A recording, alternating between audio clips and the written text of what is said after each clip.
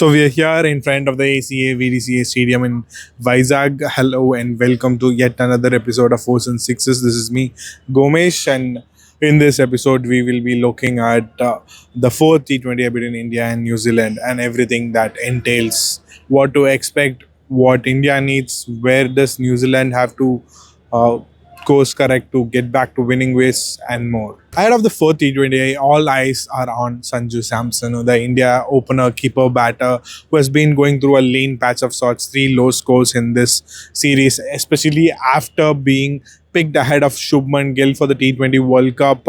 And it doesn't help him that Ishan Kishan is piling on runs, batting at number 3.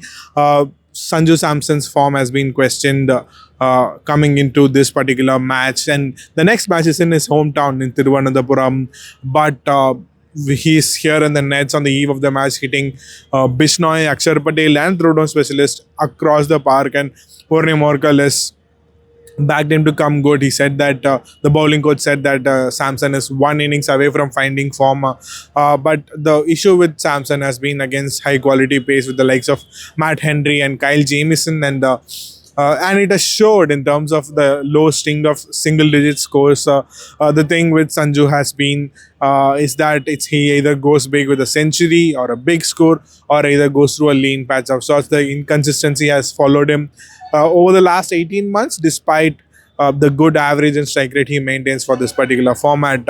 And the other interesting aspect of the training here in Vizag on Tuesday is the Shreyas Iyer was the first to hit the nets. Shreyas Iyer was included in the squad as a backup and replacement of sorts for Tilak Verma, who is still racing against clock for the World Cup. But he has not played a single game, and could this be the game where he gets a go and maybe get some game time just in case if they need him in the World Cup? Shreyas Iyer also has been out of this format for a while now. He got injured, a life-threatening injury in Australia, came back in the ODI setup, not after one good innings, did not do much, but again here the focus will be on whether he will play, and someone like Abhishek Sharma or Ishan Kishan gets a rest, considering the fact that the series is already won.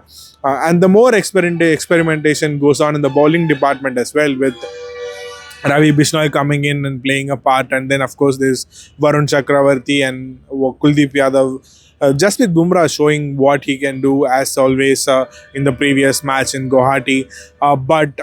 But it'll be interesting to see whether Ashdeep gets a game. He was seen doing catching practice, and it's an optional practice session on the eve of the fourth T20I.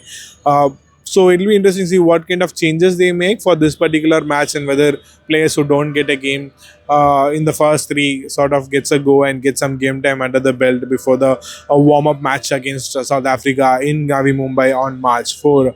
For New Zealand, of course, they are having they have a boost of sorts with the return of Finn Allen and Jimmy Neesham, both of them coming from BBL as well as Bangladesh Premier League.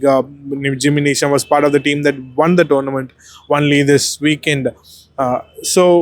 And because of that, Tim Robinson has been released from the squad as well. So whether they go straight into the 11 or do they take a day and then play in Thiruvananthapuram, especially before the World Cup, these two players will play a key role for them in the World Cup. That will be interesting to see, and they will hope that this addition adds more strength to their batting lineup, and that they get back to winning ways, especially after winning the ODI series where they have lost 3 T20Is on the trot. The weather seems clear. It's going to be humid in the evening as well. There may be a dew factor coming into play with teams preferring to chase. But all in all, it seems like Vizag is gearing for yet another exciting contest between India and New Zealand. A lot to play for, a lot to look forward to in terms of permutations, combination, experimentation.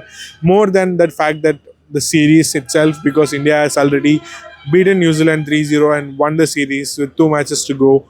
So now it is all about figuring out the perfect combination, giving players game time, and especially before going into a tournament like World Cup. We will be here after the match and Thiruvananthapuram as well, bringing you all the updates. Do stay tuned to the New Indian Express social media and YouTube channel as well. Until then, this is Gomesh signing off. Thank you for watching.